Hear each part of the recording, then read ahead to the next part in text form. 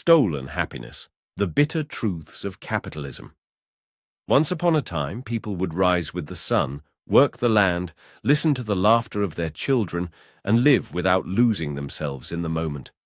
Happiness was not in what they possessed, but in who they were with, in nature, in the peace that came from creating and sharing.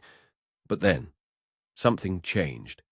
Invisible chains were wrapped around our minds, and under the illusion called progress, our true happiness was stolen.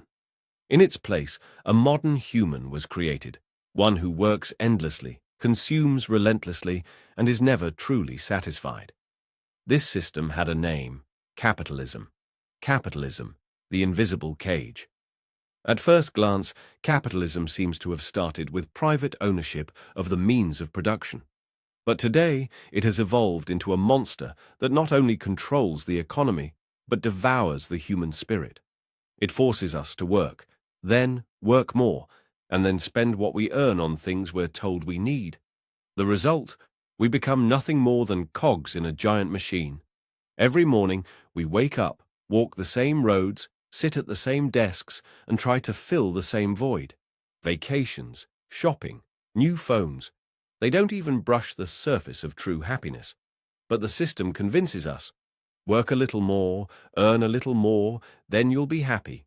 That then never comes. The marketing of happiness. Capitalism strikes its cruelest blow through happiness.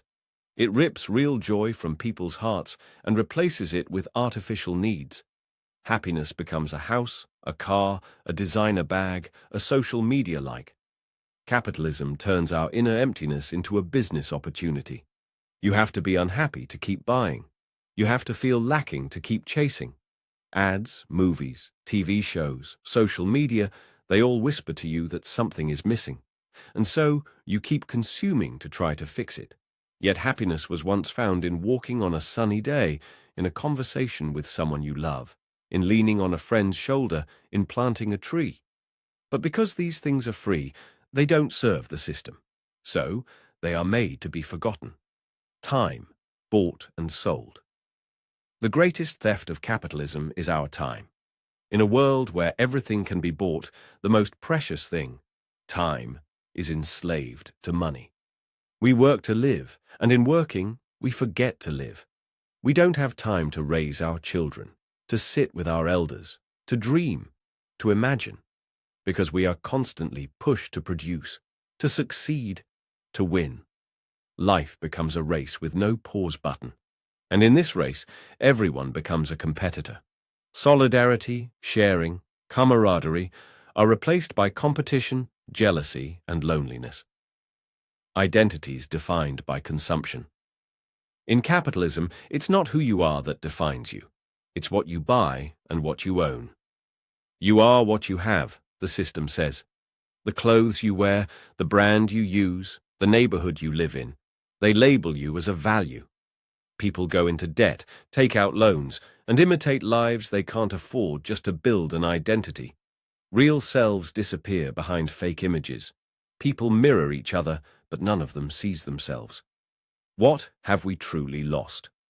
With capitalism, we haven't just lost our natural resources, forests, and clean water. We've lost our emotions. Compassion is seen as weakness, patience as backwardness, humility as inadequacy. Human beings have lost the genuine connections they once had with one another. Now everyone is busy. Everyone is tired. Everyone is on their own. And deep down, everyone knows. This can't go on. What can we do? Maybe we can't change this system overnight, but we can start questioning it. What do we truly want? What are we really working for? Are the things we're chasing what we truly need? Or are we just actors in a pre-written script of forced happiness? True happiness is simple. It's hidden not in complex systems, but in simple lives. In sharing, in creating, in loving, in understanding, and in the search for meaning. We can return from a world where everyone carries a fancy phone, but no one touches each other's lives, to one where we look into each other's eyes and stand shoulder to shoulder. But first, we must see what the system has done to us. Capitalism is not just an economic system, it is a way of life, a prison of the mind. And the first step out of that prison begins with a question. What do I truly value?